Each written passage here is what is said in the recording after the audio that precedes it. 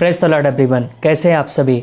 और आज हम बात करने वाले हैं कि क्रिसमस क्या है और बड़ा दिन किसे कहते हैं और क्या क्रिसमस हमें मनाना चाहिए और क्या क्रिसमस सूर्य देवता का त्यौहार है। तो चलिए इस टॉपिक को शुरू करते हैं। बहुत सारे क्वेश्चन मन में बने हुए हैं और बहुत सारे सवाल, बहुत सारे विवाद लोगों में चल रहे हैं, मसीहों में चल रहे हैं कि क्या हमें क्रिसमस मनाना चाहिए या नहीं मनाना चाहिए। तो चलिए इस वीडियो को खास आपके लिए बनाया गया है ताकि आप जानें कि क्रिसमस क्या है और क्या इसकी सच्चाई है। तो आज हम इस पर खुलकर बात करने वाले हैं। प्रभु का अनुग्रह आपके साथ हो। क्रिसमस ईसा मसीह के जन्म की खुशी में मनाया जाने वाला पर्व है।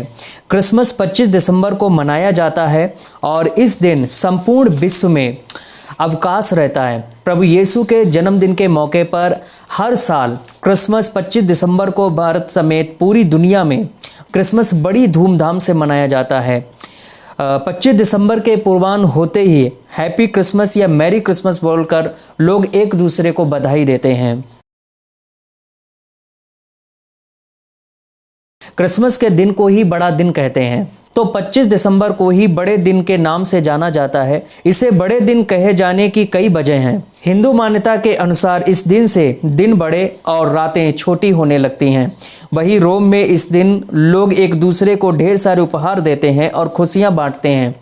धीरे धीरे करके ये त्यौहार काफ़ी बड़ा हो गया, इसलिए बड़ा दिन कहा जाने लगा। हिंदू धर्म ग्रंथों के अनुसार इस दिन खूब दान पुण्य किया जाता है। लगभग 700 या 800 ईसा पूर्व यहोवा ने आहाज को एक चिन्ह दिया। यशायाह अध्याय 7 वचन 14। यहोवा ने आहाज से कहा, इस कारण प्रभु आप ही तुमको एक चिन्ह देगा। सुनो, एक कुमारी गर्भवती होगी और पुत्र जनेगी और उसका नाम इम्मानुएल रखेगी। परमेश्वर ने सालों पहले आहाज को इम्मानुएल नाम के बारे में भविष्यवाणी कर दी। इम्मानुएल का अर्थ है परमेश्वर हमारे साथ है। और यही नहीं, जगत की उत्पत्ति से पहले ही उसका आगमन निश्चित था। उत्पत्ति में जब पहले मानव आदम और हवा ने पाप किया, तब परमेश्वर यहोवा उनसे नाराज हुआ, क्योंकि पाप करने के कारण जगत पर मृत्यु का श्राप आ गया। क्योंकि परमेश्वर की आज्ञा को तोड़ना पाप है, तब से लेकर आज तक मृत्यु हम पर राज्य करती आ रही है। लेकिन परमेश्वर हम सभी से बहुत प्यार करता है और वह नहीं चाहता कि लोग मृत्यु और श्रापों में, दुखों में जीवन काटें। इसलिए उत्पत्ति में ही परमेश्वर ने यीशु मसीह के आने का जिक्र किया। उत्पत्ति अध्याय 3 वचन 15 में हम पढ़ते हैं, तब यहोवा परमेश्वर ने सर्प से कहा, यानी शैतान से, और मैं तेरे और इस स्त्री के बीच में और तेरे वंश और इसके वंश के बीच में बैर उत्पन्न करूंगा। वह तेरे सिर को कुचल डालेगा और तू उसकी एड़ी को डसेगा। तो शैतान के सिर को कुचलने वाला, बीमारियों के सिर को कुचलने वाला, दुखों और तकलीफों, मृत्यु का और सभी तकलीफों का सिर कुचलने वाले मसीहा के बारे में भविष्यवाणी हजारों साल पहले और समय समय पर होती रही। और मानव जाति इस अद्भुत चमत्कार के होने को सदियों से इंतजार कर रही थी। और फिर वो समय आया जब यह भविष्यवाणी सत्य होने वाली थी। परमेश्वर की ओर से जिब्राइल स्वर्गदूत गलील के नाजरत में एक कुंवारी के पास भेजा गया, जिसकी मंगनी यूसुफ नामक दाऊद के घराने में एक पुरुष से हुई थी। उस कुंवारी का नाम था मरियम। स्वर्गदूत ने उसके पास भीतर आकर कहा, आनंद और जय तेरी हो, जिस पर ईश्वर का अनुग्रह हुआ है, प्रभु तेरे साथ है। वह उस वचन से बहुत घबरा गई और सोचने लगी कि यह किस प्रकार का अभिवादन है। स्वर्गदूत ने उससे कहा, हे मरियम, भयभीत ना हो, क्योंकि परमेश्वर का अनुग्रह तुझ पर हुआ है। देख, तू गर्भवती होगी और तेरे एक पुत्र उत्पन्न होगा। तू उसका नाम यीशु रखना। वह महान होगा और परम प्रधान का पुत्र कहलाएगा, और प्रभु परमेश्वर उसके पिता दाऊद का सिंहासन उसको देगा, और वह याकूब के घराने पर सदा राज्य करेगा, और उसके राज्य का अंत ना होगा। मरियम ने स्वर्गदूत से कहा, यह कैसे होगा?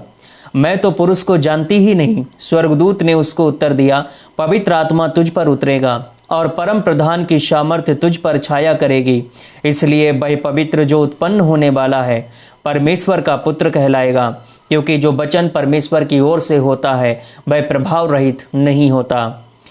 मरियम ने कहा, देख, मैं प्रभु की दासी हूँ, मुझे तेरे वचन के अनुसार हो। तब स्वर्गदूत उसके पास से चला गया। उधर जब यूसुफ को पता चला कि उसकी मंगेतर गर्भवती है, क्योंकि यूसुफ कभी मरियम के पास गया ही नहीं था, तो वह धर्मी होने के कारण मरियम को बदनाम नहीं करना चाहता था। उसे चुपके से त्याग देने का विचार किया। जब वह इन बातों की सोच में ही था तो प्रभु का वही जिब्राइल स्वर्गदूत उसे स्वप्न में दिखाई देकर कहने लगा, हे यूसुफ, दाऊद की संतान, तू अपनी पत्नी मरियम को अपने यहाँ ले आने से मत डर, क्योंकि जो उसके गर्भ में है वह पवित्र आत्मा की ओर से है। वह पुत्र जनेगी और तू उसका नाम यीशु रखना, क्योंकि वह अपने लोगों का उनके पापों से उद्धार करेगा। यह सब इसलिए हुआ कि जो वचन प्रभु ने भविष्यद्वक्ता के द्वारा कहा था पूरा हो। देखो, एक कुंवारी गर्भवती होगी और एक पुत्र जनेगी और उसका नाम इम्मानुएल रखा जाएगा, जिसका अर्थ है परमेश्वर हमारे साथ। और यीशु के नाम का अर्थ है प्रभु उद्धार करता है। उसके विषय में भजन संहिता 130 के वचन 8 में कहा गया कि इजराइल को उसके सारे अधर्मों के कामों से वही छुटकारा देगा। इन सब बातों के बाद जब मरियम के प्रसव का समय निकट आ गया, तब उन दिनों में अगस्तुस कैसर की ओर से, जो वहां का हुक्मरान था, आज्ञा निकाली कि सारे जगत के लोगों के नाम लिखे जाएं। आपको बता दें कि उस समय बहुत से देश खोजे नहीं गए थे, और जितने भी खोजे गए थे उन सभी पर अगस्तुस कैसर राज्य करता था। इसलिए उसने सारे जगत के नामों को लिखने के लिए आज्ञा निकाली। यह पहली बार हुआ जब सारे जगत के नामों को लिखा गया था, और सब लोग नाम लिखवाने के लिए अपने अपने नगर को गए। अतः यूसुफ भी इसलिए कि वह दाऊद के घराने और वंश का था, गलील के नाजरत नगर से यहूदिया में दाऊद के बैतलहम नगर में गया कि अपनी मंगेतर मरियम के साथ, जो गर्भवती थी, नाम लिखवाए। और उसी घड़ी मरियम के जनने के दिन पूरे हो गए, और यूसुफ मरियम के प्रसव के लिए जगह तलाशने लगा, परंतु उन्हें किसी ने भी अपने यहाँ जगह नहीं दी थी। तब किसी ने एक सराय को दे दिया कि वह वहां जा सकते हैं, और वहीं यीशु का जन्म हुआ। नवजात शिशु को कपड़े में लपेटकर चन्नी में रख दिया। क्या किसी ने सोचा होगा कि वह जिसके बारे में हजारों साल पहले भविष्यवाणी की गई थी और मानव जाति तो उसका इंतजार कर रही थी, वह उद्धारकर्ता मृत्युंजय प्रभु यीशु का जन्म हो गया है, और उसका स्वागत अब तक ना हुआ, और उसे सराय में जगह दी गई। शैतान के सिर को कुचलने वाला, बीमारियों, दुखों, तकलीफों, मृत्यु का और सभी तकलीफों का सिर कुचलने वाले मसीहा का जन्म हो गया है। इसकी खुशी में मनुष्यों ने तो क्रिसमस नहीं मनाया, परंतु स्वर्ग में जरूर मनाया गया। यह एक अद्भुत घटना थी। स्वर्ग में जो क्रिसमस मनाया गया उसकी धुन धरती तक सुनाई दी गई।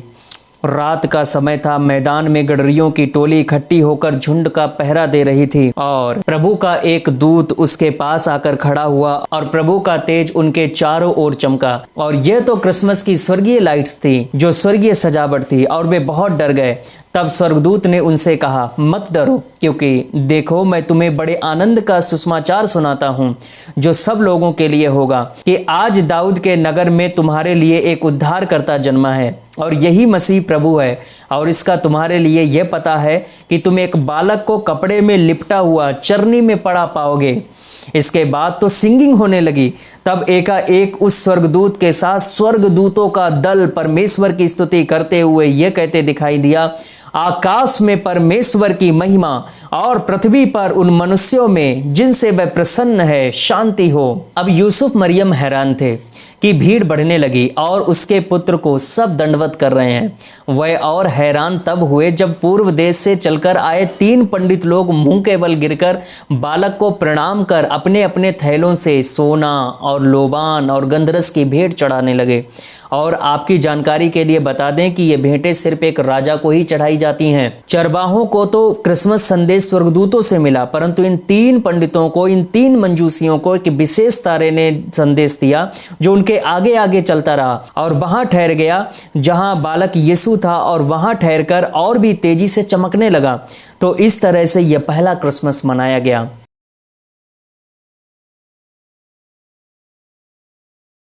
तो आज हम क्रिसमस के उन पलों को याद करते हैं और उसी तरह सजावट करने की कोशिश करते हैं जो ये संदेश देती है कि आपको वो सजावट याद है जो स्वर्गीय थी। परंतु कुछ लोग इसे सांसारिक कह देते हैं, जो बेहद दुखद है। वो उत्सवों को मनाना नहीं चाहते क्योंकि बाइबल में लिखा नहीं गया कि उत्सव मनाएं या ना मनाएं, क्रिसमस मनाया जाए या नहीं मनाया जाए। लेकिन अगर आप क्रिसमस मनाना चाहते हैं तो सेलिब्रेट करें, क्योंकि वचन कहता है कुलस्सियों अध्याय 3 वचन 17 में कि वचन में या काम में जो कुछ भी करो सब प्रभु यीशु के नाम से करो और उसके द्वारा परमेश्वर पिता का धन्यवाद करो। यहां आपके हृदय, मन, आत्मा, आपके नजरिए की बात आती है कि वह क्या है, आप किस रूप में क्रिसमस को देखते हो। YouTube और सोशल मीडिया पर बहुत ही जमकर इसका खंडन किया जा रहा है कि यह सूर्य देवता का त्योहार है, इसलिए क्रिसमस नहीं मनाना चाहिए। क्रिसमस से 12 दिन के उत्सव क्रिसमस टाइड की भी शुरुआत होती है। एनो डोमिनी काल प्रणाली के आधार पर यीशु का जन्म 7 से 2 ईसा पूर्व के बीच में हुआ। 25 दिसंबर यीशु मसीह के जन्म की कोई ज्ञात वास्तविक जन्मतिथि नहीं है। कुछ लोगों का कहना है कि इस दिन रोम के लोग अजय सूर्य का जन्म दिवस मनाते थे।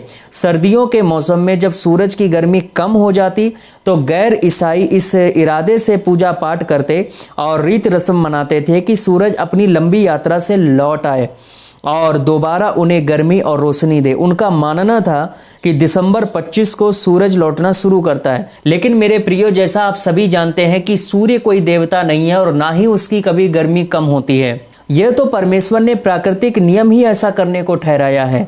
कलीसिया ने चाहा कि मसीहा के जन्म को उत्सव के रूप में मनाया जाए जिसमें पूरी दुनिया एक साथ मनाए। तब 25 दिसंबर को चुना गया ताकि पूरी दुनिया एकजुट होकर प्रभु यीशु के जन्म दिवस को मना सके और शैतान की सत्ता को उस दिन पर से हटा दिया जाए जो सूर्य की उपासना करते थे। सारे दिन परमेश्वर ने बनाए हैं, जैसा कि लिखा है रोमियो अध्याय 14 वचन 5 और 6 में।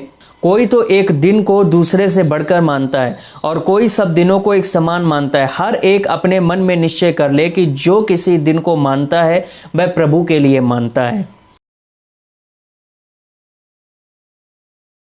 तो इस कारण जैसा वचन में लिखा है, यदि कोई प्रभु के लिए किसी दिन को खास मानता है और उसे अपने मन में निश्चय कर लिया गया है तो उसे आप ना रोकें, क्योंकि वह सब कुछ प्रभु के लिए कर रहा है। तो यदि आप में कोई किसी दिन को कोई भी प्रभु के लिए उत्सव मनाता है तो वह अच्छा करता है। इस कारण आप क्रिसमस यदि मनाना चाहते हैं तो मनाएं, बस आपको पवित्रता का विशेष ध्यान रखना है।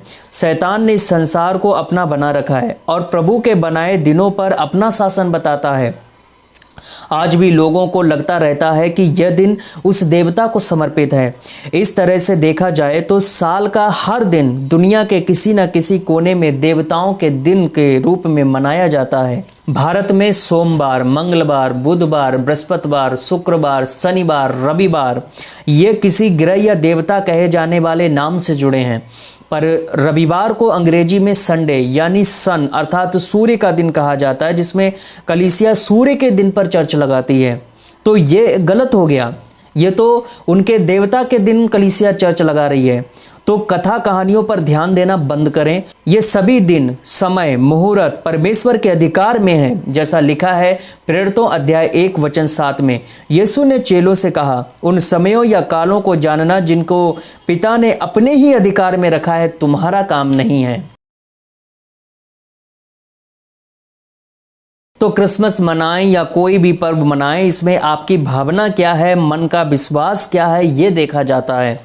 यदि आपको क्रिसमस मनाने का मन गवाही नहीं देता तो इसमें जबरदस्ती नहीं है, यह आपका विश्वास है। लेकिन सभी को मैं बताना चाहूँगा, शैतान प्रत्येक दिनों को अपने अधिकार में होने का दावा करता है, जो कि झूठ बोलता है, और जो दिनों को और किसी और देवता को समर्पित समझता है वह भी झूठा है।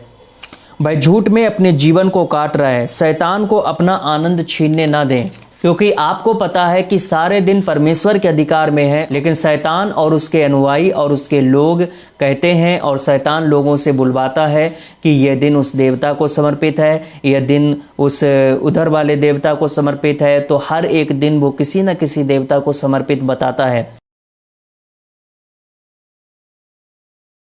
तो क्रिसमस क्या है यह तो आप जान ही गए हैं और मैंने इसके पीछे का संदेश बता ही दिया है, तो वही अब आपको करना है।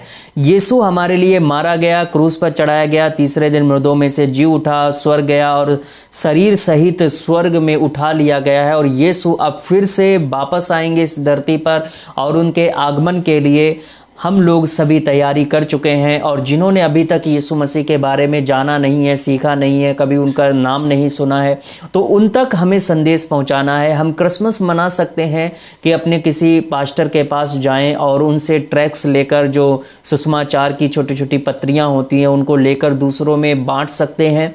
रोड पर जाकर आप बांट सकते हैं।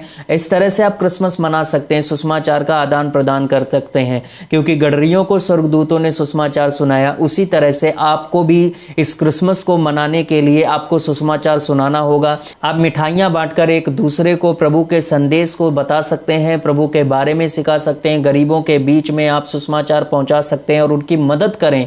सुसमाचार के साथ साथ में उनकी मदद भी करें, जो उनके लिए जरूरी चीजें हैं उनको आप मुहैया कराकर आप उनकी मदद कर सकते हैं। तो इस तरह से आप क्रिसमस का संदेश सुना सकते हैं। संदेश सुनाना बहुत जरूरी है, बिना संदेश के क्रिसमस मनाना बिल्कुल ही बेकार है। और आप जो पार्टी वगैरह कर कर क्रिसमस मनाना चाहते हैं, जिसमें आप लोग शराब भी यूज करते हैं और भी तरह तरह के गंदे काम करते हैं, तो वो क्रिसमस नहीं है, वो शैतान, वो जरूर सूर्य का दिवस मना रहे हैं। जो इस तरह से क्रिसमस मनाते हैं, जो कहते हैं कि हम क्रिसमस मना रहे हैं, वो क्रिसमस नहीं है। क्रिसमस का मतलब है हम संदेश सुनाएं कि प्रभु यीशु मानव रूप में हमारे बीच में रहा, उसने जन्म लिया और अब उसका जन्म तुम्हारे हृदय में होना चाहिए, ताकि तुम्हारा विश्वास बढ़ता जाए और यीशु मसीह जब आए वापस तो तुमको विश्वास में पाए और हम सभी की मृत्यु कभी ना हो, और जो सो गए हैं मसीह में वो सभी आखिरी दिन जीवित हो जाएंगे। बाइबल ये हमें सिखाती है और यही हमारा विश्वास है और यही विश्वास की नींव है। कलीसिया का विश्वास यही है कि यीशु मसीह फिर से आएंगे और हम सभी को लेकर जाएंगे। तो कलीसिया में सम्मिलित होने के लिए, प्रभु यीशु के बारे में जानने के लिए आप हमसे संपर्क करें। स्क्रीन पर दिए गए नंबर पर आप कॉल कर आप जानकारी ले सकते हैं प्रभु के बारे में। और इस वीडियो को दूर तक शेयर करें ताकि हर किसी के पास ये वीडियो पहुंच जाए और जो क्रिसमस मनाने से रुके हुए हैं और जिनके मन में संदेह है, वो लोग भी क्रिसमस मना सकें। इसको शेयर करना आपका काम है। मैं देखना चाहता हूं कि आप इस वीडियो को शेयर करते हैं कि नहीं। प्रभु आपको ब्लेस करे, बहुतायत से आप आनंदित रहें। प्रभु आपको आशीषित करे। हालेलुया।